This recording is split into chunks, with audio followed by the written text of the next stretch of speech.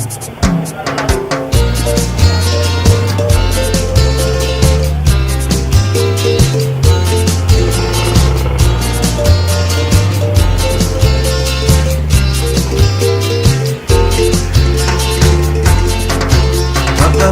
barko, ako'y naghanap ng sasakyan upang ako'y makarating sa aking tutuluyan. At ako'y nagulat sa ibang klaseng sasakyan na 4 ang gulong at 6 lang ang mauupuan. Kung tawagin ay Motorela, sa Cagayan de Oro lang makikita, at sa murang bayan ay ihahatid. Bro, ang Motorela bro, ang pangalan ng Motorela nabuhay niya, ang sarap yung mong bagang panghinubihan sa pamilya. Bukas pero may moro may bagpag nilagay sama sa nilain kay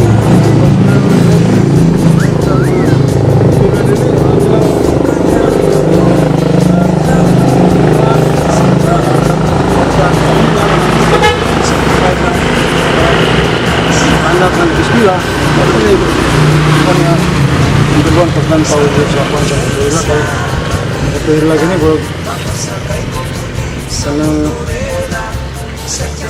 gusto mo maging Motorela nga ang panggaling nga pang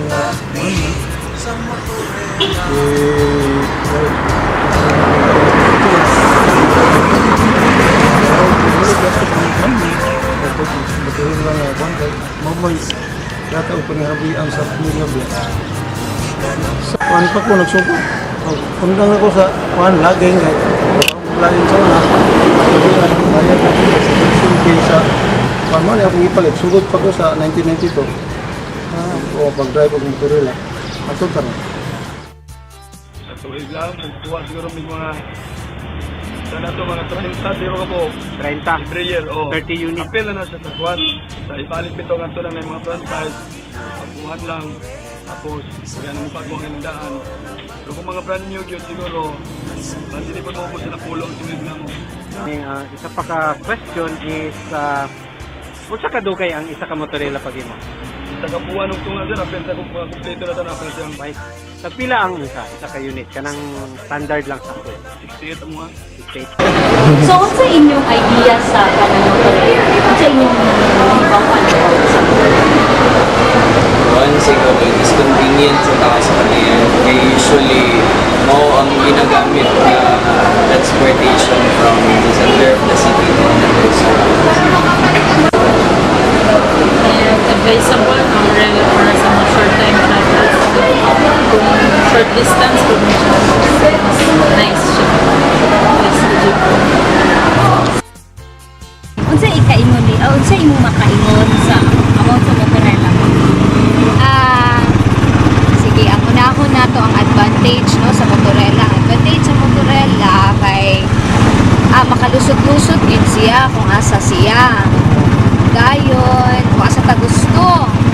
Dayon, ikaduha, dali ra gyud siya mularga kay unom ra man siya kabuok.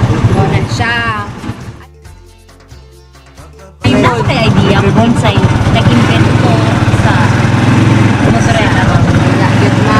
Wala gyud ko idea na. Okay. So na. Sige, kaya lang urong mo daw. Okay. Ko ano matay na si Florendo. So kana si Florendo taga-asa na siya. Dahil buwan kung asa na siya. Pero murag puso na siya kay. Murag si Sir Tubuso na. Tagyang pagamatay niya kay at-atin man niyang may suno Tagalog man. Kaya tagiya dali mo. Mula siya. Siya ang nag-invento mo ng ang mga rila. Isulti mo ko. Ang mga rila, nag-aten ko. Kaya siya ang unang nag-invento daw. Motorela dire. The cheap means of transportation here before were the tartanilla, which is horse-driven, and then early 60s the tricycle was introduced as the three-wheel motorcycle cab, where the driver is on the left side of the vehicle and the passenger on the right side. So you would see that in the tricycle, the driver is exposed completely to the weather when it rains, and exposed to the sunlight and rain. So I thought of putting the motorcycle in between two wheels and making it four, so that the driver will be situated in the front and center. Value of the Motorela. For many years, we have been looking for an icon in Cagayan de Oro. At first, we were thinking of the pineapple. Diba? So when you think of Cagayan de Oro, there's the pineapple. But then, a lot of people realize that the pineapple is really in Bukidnon. Although the processing is in Cagayan de Oro, but the pineapple as a visual reality is really based on the farms in Bukidnon. So we thought of other icons, no? We thought of the Talaan leaf with the, what do you call it? Headrest? Yeah, with the headrest. But then, while it is a very good way to appreciate our cultural heritage, it is not reflective of the current dynamics of the Cagayanon. And in fact, some people resent that kind of representation because it is as if that's the only kind of Cagayanon that exists today. So we thought of other icons, and then eventually the tourism, the rise of ecotourism in Cagayan de Oro, gave us a perfect icon, no? That we can be identified with, which would be the whitewater rafting. Until now, that has great impact in the tourism industry. A lot of people come here for the whitewater rafting and things like that.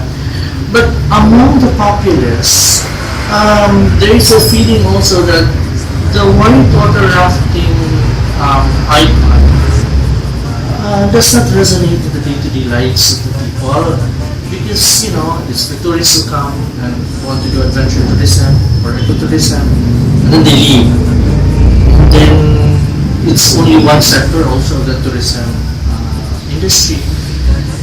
And then I think a few years ago there was a renewed interest in the Motorela, and I think one of the incipient moments for that was your participation in the Singapore Art Biennale. Yes.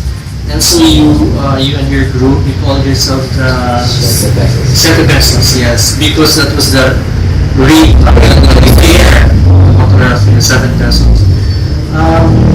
You foregrounded the Motorela as an iconic symbol of Cagayan de Oro, and somehow it has resonated, especially among the locals, among the Cagayanons, because we encounter it in our everyday life.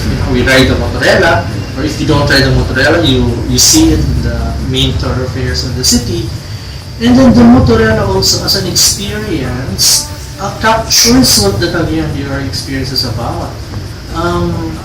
We are really a place of migration, and in that dynamic, we are in the shared journey toward toward the future. So when you in the Motorela, the setup is that passengers face each other. So parang it's really it's a community ride. We're in this together. Unlike the motorcycles or the motor cabs in other places where it's just one cab, here it's a group of you being in the same journey. And then there's also the bridge of hands when you pay your fare. It's like the jeepney.